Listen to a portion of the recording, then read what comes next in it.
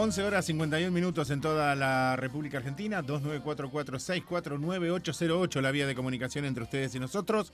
Hoy es jueves 6 de marzo y generalmente los jueves tenemos diván. Y hoy es jueves y estamos con nuestro profesional, él, el que nos escucha, el que nos hacía, el señor Federico García, a quien vamos a saludar. Fede, ¿cómo te va? Muy, pero muy buenos días. ¿Cómo anda usted? Hola, buen día Martín, buen día Martiniano, ¿qué tal? ¿Cómo andan? Un gusto Muy estar bien. acá conversando nuevamente. Perfecto, extraordinario. Un día gris en la ciudad, con lluvia, con con atisbos de En qué llovizna. ciudad? ¿En Bariloche? En Bariloche, porque no te quiero preguntar por Buenos Aires, porque ayer estuve mirando las noticias y 44 puede ser la térmica. Sí, ahora mismo, bueno, tenemos la bendición de tener luz. He indicado a todos mis vecinos que no se les ocurra prender la tostadora ni el lavarropas en este ratito que estamos conversando para que no se colapsen las. Me imagino, esto, bueno, tuvo ayer a Buenos Aires realmente a mal traer. Fede, nos vamos a meter en el tema de hoy que hemos propuesto, que has propuesto. Hace una semana hablamos del goce, hoy vamos a hablar del deseo. Así es, así es. Nosotros veníamos pensando un poco esto, ¿no? El, el, el capitalismo en el cual vivimos, la posmodernidad, tiene, tiene un objetivo y es el aparato psíquico, ¿no? Ha alterado profundamente el modo de funcionamiento psíquico. Entonces la semana pasada estábamos conversando respecto de la compulsión hacia el goce, ¿no?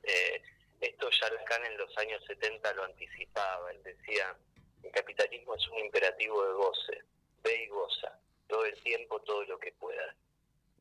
Ahora, lo que nos preguntamos hoy es que ese exceso de goce, ¿cómo condiciona la aparición de un deseo? ¿Qué es un deseo? ¿Para qué sirve? ¿Qué clase de deseo es el que crece y se desarrolla? ¿Y qué es un deseo, Martín? Deseo en esto que vos centrás la charla, en esto del capitalismo, el deseo de cosas, yo lo tomo por ahí y quizás donde vos querés centrar esta charla es el deseo de cuestiones materiales con esto del capitalismo. Bueno, es interesante, ¿no? Veníamos diciendo que esa es un poco la vía del goce, ¿no? La vía que otorga completudes, ¿no? Uh-huh. Distintas formas de la completud.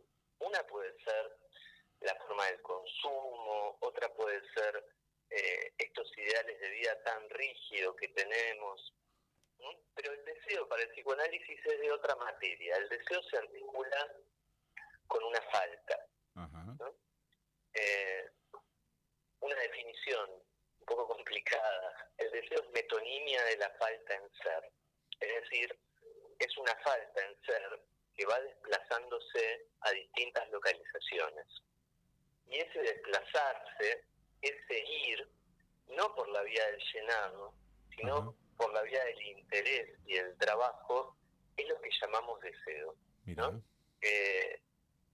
Podemos pensar, capaz para quien está escuchando y para ubicarnos nosotros, en aquellas acciones o esas actividades que realizamos que nos interesan, pero que no son enteramente gozosas, no son enteramente sencillas, nos demandan un cierto trabajo, inclusive después de realizarlas posiblemente estamos cansados, ¿no? Pero podemos extraer alguna enseñanza, algún Uh-huh. trazo de eso nos va dejando. Esa es una vida deseante, ¿no? Bien. Lo que sucede es que esa vía deseante, para poder desarrollarse, también requiere que esa compulsión de satisfacción y de gozo inmediato todo el tiempo decrezca. Eso eso, ¿no? Para plantearlo bien fácil, lo más fácil que podemos. Hoy, Para que se desarrolle algún deseo, tenemos que poder tolerar alguna falta. claro, claro. Ahora yo te quiero preguntar, muchas veces el ser humano intenta tapar vacíos o vacíos que tiene, llenarlos de alguna manera sin buscar cuál es ese verdadero vacío que tienen, ¿no? Digo, con esto del deseo. Bueno, el deseo se articula tal como enseña Jorge Alemán, un psicoanalista de mi referencia, a quien estuve leyendo mucho estos días, Ujú. que habla mucho acerca del sistema actual. Lo conocerán, él escribe en página 12, por lo general. Sí. Eh, Él explica, ¿no?, que el deseo se articula al duelo, a la memoria, ¿no? El duelo es realmente poder encarnar, sentir aquellos lugares que hemos perdido, aquellas personas que hemos perdido, aquello que nos han legado y ya no está. Eh, de esa forma, digamos, solo a partir de ubicar esos valores en nuestra historia y tal, es que el deseo puede desplazarse a otra cosa, a otro elemento, puede hacer esa metonimia, Ajá. ese saltar de un lugar a otro, que nos va llevando, ¿no? El deseo es sumamente útil, hoy que importa tanto el utilitarismo, Ajá. porque el deseo es lo que nos sostiene, lo que nos hace sentir fuertes, lo que nos hace levantarnos de la cama, ¿no? Claro. El goce también es algo que nos engancha, evidentemente, pero no nos permite esta sensación de bienestar que procede después del trabajo que para uno es valioso. Acordate cuando uno va a dar un examen, por ejemplo, y sale y dice, bueno, no sé bien cómo me fue, pero bueno, por suerte pude estudiar, pude presentarme y Claro. pude decir lo que yo sé. Después se verá si aprobé o no aprobé. No es eso solamente, es que eh, pude estar a la altura de ese trabajo, que Claro. para mí es importante. Y ese para mí es importante, Martín, no es solo para mí, es un para mí que incluye a otro.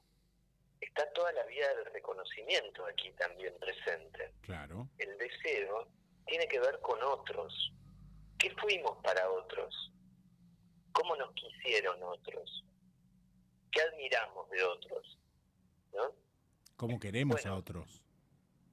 ¿cómo queremos a otros? Totalmente, ¿no?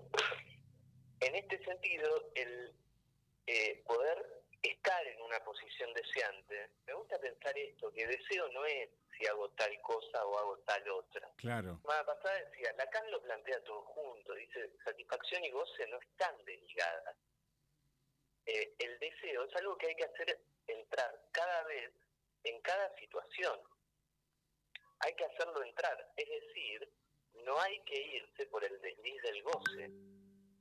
Bueno, capaz estoy hablando un poco complicado.